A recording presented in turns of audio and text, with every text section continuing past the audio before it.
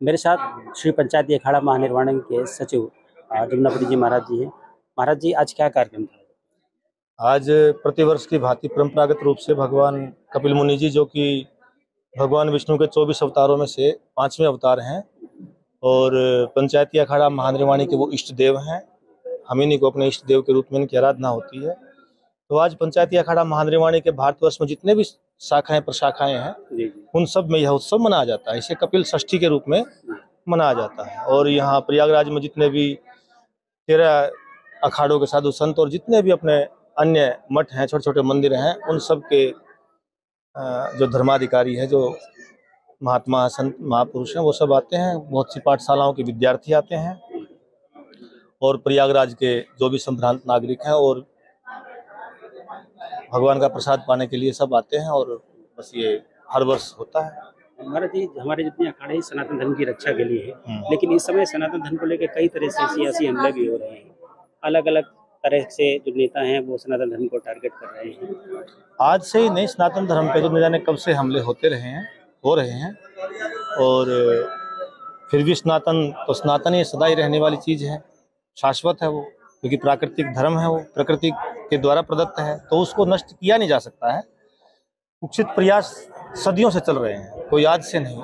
आज भी है, तो आज भी उसमें अपने अपनी देखो, एक युद्ध होते हैं जो सीमाओं पे होते हैं, अपने अपने देशों की अपनी अपनी सीमाएं होती हैं। एक युद्ध होते हैं जो सांस्कृतिक और धार्मिक, वो सीमाओं का अतिक्रमण कर जाते हैं, है ना।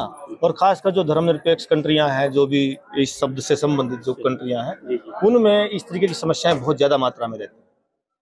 लेकिन देश में तो जो सनातन धर्म के मानने वाले हैं वही सनातन धर्म को एक तरीके से जैसे टारगेट कर रहे हैं। अखिलेश यादव ने तो क्या क्या कह दिया कि संत की पहचान भाषा से होती है, कपड़े से नहीं, और उन्होंने क्या क्या शब्द कह दिए, धूर तनन तक कह दिया। इस तरह की भाषा का इस्तेमाल सनातन धर्म के देखिए मानने वाले ही कर रहे हैं। अगर ऐसा ना, संतों के नेता लोग हैं, उनकी अपनी एक अलग तरीके की राजनीति होती है, ठीक है ना। वो तो किसको, लेकिन ये है कि अगर किसी को बोलना है तो आप नाम लेके बोल सकते हैं। लेकिन एक अपने किसी प्रतिद्वंदी के को आप टारगेट कर रहे हैं, लेकिन शब्द ऐसे हो रहे हैं जैसे आप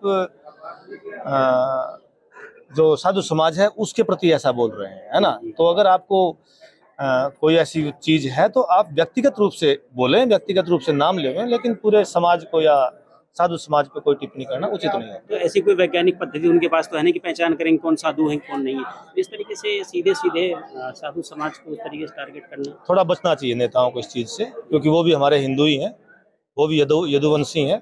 तो इन चीजों से वो भली भांति जानते हैं, ऐसा नहीं है कि नहीं जानते होंगे, लेकिन उनको सतर्कता रखनी चाहिए इन चीजों। स्वामी प्रसाद मौर्य जी ने तो अब एक नई बात कह दी, कई हिंदू मंदिर हैं वो बौद्ध मंदिर थे, जिसमें बालाजी का भी नाम ले लिया उन्होंने कि तिरुपति बालाजी वो भी बौद्ध मंदिर। देखो, 2 उंगल की जीभ है, इसको हिलाने में समय कितना लगता है। तो ऐसे ही बेतुकी बातें कहने से कोई चीज वो नहीं हो जाती है, सत्य नहीं हो जाती है।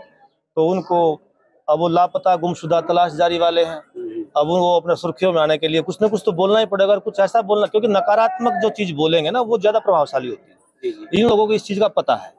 तो जो लोग इस तरीके के हैं, ये जो जिनका आपने अभी जो, हाँ, तो ये अपनी गुमशुदगी से बचने के लिए ऐसे ऐसे शब्द बोल बाल करके फिर दोबारा लाइट में आना चाहते हैं। तो अब क्या हिंदू सनातन धर्म को जवाब नहीं देना चाहिए साधु संतों को? ऐसे क्या जवाब दें इनको, क्या कहें?